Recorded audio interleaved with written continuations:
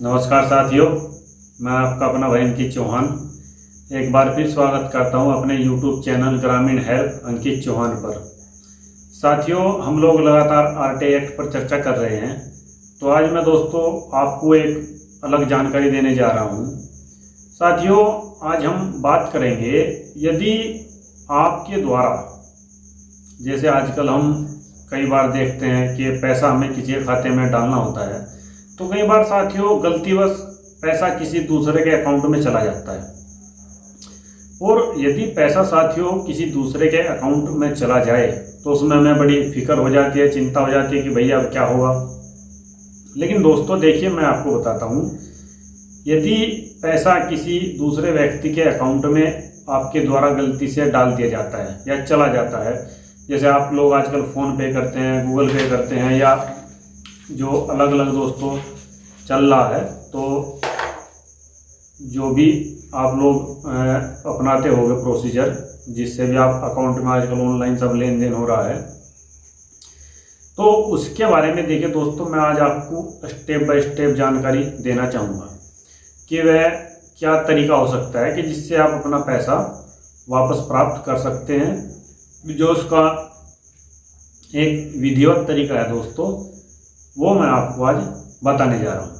तो साथियों, हम लोग स्टेप बाय स्टेप बात करेंगे। आप लोग बने रहिए हमारी वीडियो पर।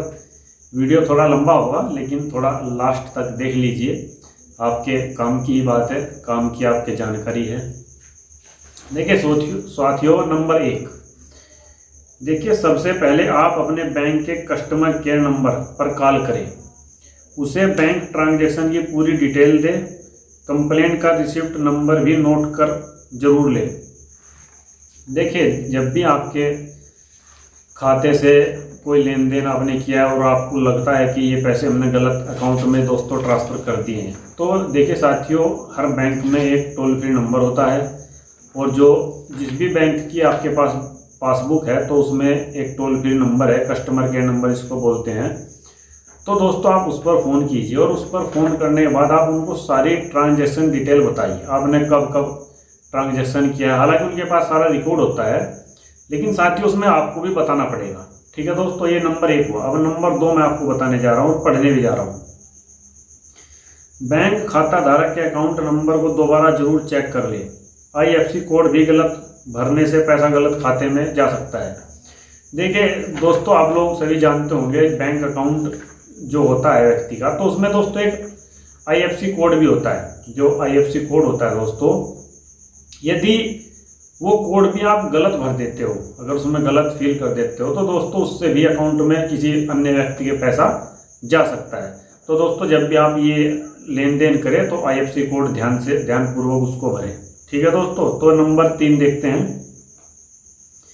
आप बैंक को मेल पर भी गलत ट्रांजैक्शन की पूरी जानकारी भेज दे, ताकि आपके पास लिखित रिकॉर्ड रहे। देखिए दोस्तों, जिस भी आपका जहाँ भी अकाउंट है, जिस भी ब्रांच में, जिस शाखा में, जिस बैंक में, तो यदि आपने कोई ट्रांजैक्शन किया और वो आपको लग रहा है कि हमने ये ट्रांजैक्शन गलत कर दिया है, किसी अन्य व्यक्ति के खाते में पैसा चला गया है, तो दोस्तों आप उस बैंक को एक ईमेल कर दें। वहाँ उसकी ईमेल पे जाकर वहाँ उसको एक ईमेल कर दें, और ईमेल में वो सारी बातें लिखे कि आपने कब जो है पैसा ट्रांसफ़र किया और आपका पैसा किसी दूसरे के अकाउंट में चला गया। वो सारी बातें दोस्तों आप उसमें लिखिए, और लिखकर वो जो है संबंधित बैंक को साथियों उसके एक ईमेल कर दें। देखिए साथियों, ईमेल करने से क्या होगा कि आपके पास एक रिकॉर्ड रह जाएगा कि आपने आपके साथ जो हुआ है गलत, आपने उसकी, या गलत हुआ है या आपके द्वारा गलती हो गई है, तो आपने उसकी कंप्लेंट आपको दी, और जो है उसका आपके पास रिकॉर्ड है। तो कि अगर आप ईमेल कर देंगे तो आपके पास उसका रिकॉर्ड रहेगा, और बैंक को भी इसमें जो है सूचित किया जा सकेगा। अब दोस्तों नंबर 4 देखते हैं। अगर आप बैंक SBI को ईमेल लिखने या कस्टमर केयर पर बात करने में असुविधा महसूस करते हो तो सीधे बैंक की शाखा जाए। देखिए दोस्तों, बैंक SBI हो, PNB हो, यूनियन हो, या कोई सा भी बैंक हो, तमाम तरह के बैंक है, यदि आपको लगता है आप वहाँ ईमेल या वो सब ऑनलाइन सिस्टम में आप नहीं जा सकते, कई साथी ऐसे होते हैं दोस्तों, इनको ईमेल करना नहीं आता और उनको दिक्कत है इस बैंकिंग सिस्टम में, तो दोस्तों आप संबंधित बैंक के पास चले जाएं। तो संबंधित बैंक मैनेजर के पास जब आप जाएंगे तो दोस्तों आप एक लिखित आवेदन लेके जाए और उस लिखित आवेदन में दोस्तों सारी बातें लिखे जो जो आपने किया है, और जैसे जैसे आपके द्वारा गलत अकाउंट में दोस्तों पैसा ट्रांसफर हो गया है वो सारी बातें लिखकर बैंक मैनेजर को आप दें। और दोस्तों बैंक मैनेजर को जब आप देंगे तो उसकी एक रिसीव आप जरूर लेंगे, क्योंकि दोस्तों देखिए रिसीव अगर आप नहीं लेते तो आपके पास कोई रिकॉर्ड नहीं रह जाता है कि आपने इस चीज़ की कंप्लेंट की है। रिसीव वाले मामले में दोस्तों किसी भी मामले में हो, कहीं भी आप प्रार्थना पत्र देते हो, यहाँ यह भी ध्यान देने वाली बात है, हर मामले में आपको रिसीव जरूरी है और रिसीव आपका अधिकार भी है साथियों। तो दोस्तों बैंक मैनेजर को आप उसकी एक रिसीव उनसे ले लें, उसकी एक कॉपी उनको दे दें। अब दोस्तों 5 में देखते हैं, अगर आपने ऐसा कोई बैंक अकाउंट नंबर डाला है जो मौजूद ही नहीं है या ब्लॉक हो चुका है।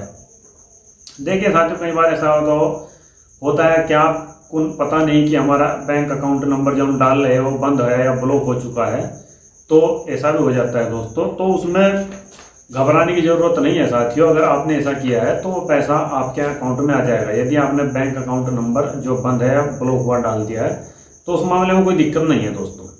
अब दोस्तों 6 देखते हैं, अगर रकम किसी बैंक खाते में ट्रांसफर हो गई है तो यह रकम प्राप्तकर्ता पर निर्भर करता है। अगर वो सहमति दे तो यह धन बिना अड़चन यानी बिना परेशानी के वापस हो सकता है। देखिए दोस्तों होता क्या है कि आपने कोई ट्रांजैक्शन किसी गलत अकाउंट में कर दिया, क्योंकि दोस्तों इंसान मनुष्य है, गलती हो जाती है। तो यदि आपने दूसरे के अकाउंट में वो ट्रांजैक्शन कर दिया और वो पैसा दूसरे के अकाउंट में चला गया, तो देखिए साथियों अब ये उस पर निर्भर करता है कि यदि वो कह दे कि ठीक है आपने जो पैसा मेरे अकाउंट में गलत तरीके से आ गया है, आप अपना पैसा प्राप्त कर लीजिए, तो दोस्तों वो बिना अड़चन के, बिना असुविधा के, बिना किसी दिक्कत के पैसा आप वापस प्राप्त कर लोगे। यदि मैं जो प्राप्त करता है जिसके अकाउंट में पैसा चला गया, यदि मैं इस बात के लिए एग्री हो जाए तो। और दोस्तों अगर पैसा उसी बैंक के किसी गलत खाते में गया है तो बैंक खुद ही उस खाता धारक से संपर्क करेगा और पैसा वापस डालने का अनुरोध करेगा। यहाँ पर दोस्तों ध्यान देने वाली बात यह है कि यदि मान लीजिए आपका बैंक अकाउंट पीएनबी बैंक में है और उसी बैंक में अन्य का जो खाता है उसके दूसरे व्यक्ति के खाते में जो आपका पैसा वो चला गया, तो दोस्तों बैंक तब भी उनसे अनुरोध ही करेगा, क्योंकि दोस्तों गलती डालने वाले की है। क्योंकि आप डाल रहे हो तो आप दूसरे के अकाउंट में यदि पैसा डाल रहे हो गलती से, तो उसमें दोस्तों आप ये नहीं कह सकते कि गलती से डल गया है। गलती तो दोस्तों आपसे हुई है क्योंकि आप पैसा डाल रहे हो।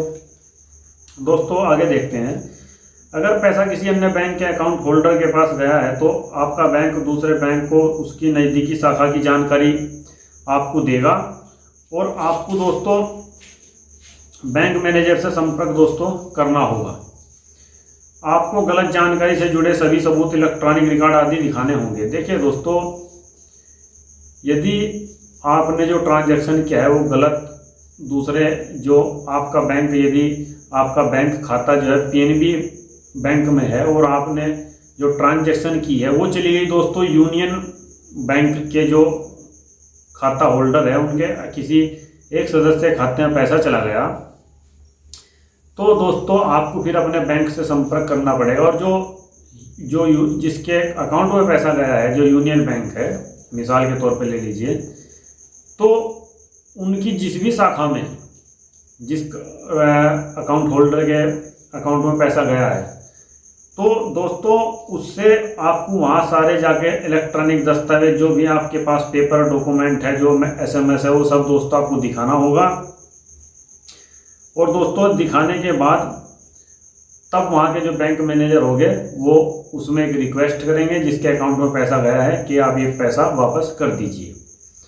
बैंक मैनेजर फिर उस खाता धारक को से बात करेगा और उसके खाते में गलती से ट्रांसफर हुई रकम वापस करने का अनुरोध करेगा। साथियों देखिए यहाँ भी ये अनुरोध की बात कर रहे हैं। देखिए साथियों मैंने आपसे फिर वही कह रहा हूँ कि पैसा डालने वाला, यदि मैं पैसा आपके अकाउंट में डाल रहा हूँ और वो पैसा आपके अकाउंट में ना जाकर किसी दूसरे के अकाउंट में चला गया है, तो दोस्तों वो दूसरे के ऊपर निर्भर करता है कि वो पैसा वापस दे रहा है या नहीं दे रहा है। अगर वो एक सही आदमी है तो दोस्तों कह देगा ठीक है अपना पैसा वापस ले लीजिए। आप उसको दोस्तों जबरदस्ती नहीं कर सकते या आप ये नहीं कह सकते हम हमारा पैसा वापस दीजिए, क्योंकि दोस्तों गलती आपकी, आपने गलत ट्रांजेक्शन कर दिया है। और साथियों एक इम्पोर्टेंट बात मैं आपको और बता रहा हूँ, आरबीआई के निर्देशों के अनुसार जिम्मेदारी पैसा भेजने वाले की ही है। अगर पैसा पाने वाला इनकार कर दे तो कानूनी विकल्प भी नहीं रहता साथियों। देखिए दोस्तों, जो आरबीआई की गाइडलाइन है, यदि पैसा मैंने आपके अकाउंट में भेजा है, अगर ए नाम के व्यक्ति ने बी नाम के अकाउंट में दोस्तों पैसा भेजा है और वह पैसा बी नाम के अकाउंट में ना जाकर सी नाम के अकाउंट में चला गया, तो दोस्तों आप सी को दोष नहीं दे सकते कि आपके अकाउंट में गलत ट्रांजेक्शन कर दिया मैंने, आप हमारा पैसा वापस दीजिए। ऐसा नहीं है साथियों। तो ये आरबीआई की गाइडलाइन आपके लिए बहुत काम की है साथियों। आप इसको गूगल पे से अपलोड करके पढ़ सकते हैं, देख सकते हैं। क्योंकि दोस्तों आप जागरूक रहिए। और साथियों जब भी आप कोई ट्रांजेक्शन करें किसी के अकाउंट में, यदि आपको पैसा भेजना ही है, तो साथियों उसमें पहले 1 या 2 रुपया डाल के दोस्तों उसको कंफर्म कर लिए कि आप जहाँ पैसा भेजना चाह रहे हैं ये वही अकाउंट है या कोई दूसरा है। क्योंकि दोस्तों आजकल साइबर फ्रॉड भी बहुत ज़्यादा चल रहा है, तो आप लोग थोड़ा सचेत रहिए, ध्यानपूर्वक अपना ट्रांजैक्शन कीजिए जो भी आप कर रहे हैं। और दोस्तों अपना आप जो भी ट्रांजैक्शन करते हैं दोस्तों उसका रिकॉर्ड आपको जरूर रखना चाहिए। अगर आपका मोबाइल नंबर दोस्तों बैंक में खाते से नहीं लगा हुआ है तो वो आप चालू करवा रखिए, क्योंकि जो भी ट्रांजैक्शन हो उसका आपके पास SMS आ जाए, क्योंकि साथियों आपको बाद में दिक्कत ना हो। तो ये एक जानकारी थी साथियों, आज आपके साथ शेयर की। तो फिर मिलता हूँ दोस्तों दूसरी वीडियो में साथियों, जल्दी आपसे मुलाकात होगी। मैं हूँ अंकित चौहान, यूट्यूब चैनल ग्रामीण हेल्प अंकित चौहान से। आज दोस्तों आज हमने अपनी मौलिक ड्यूटी का पालन किया, और दोस्तों फिर आपसे मुलाकात होगी किसी दूसरी वीडियो में। तब तक के लिए सादर नमस्कार साथियों।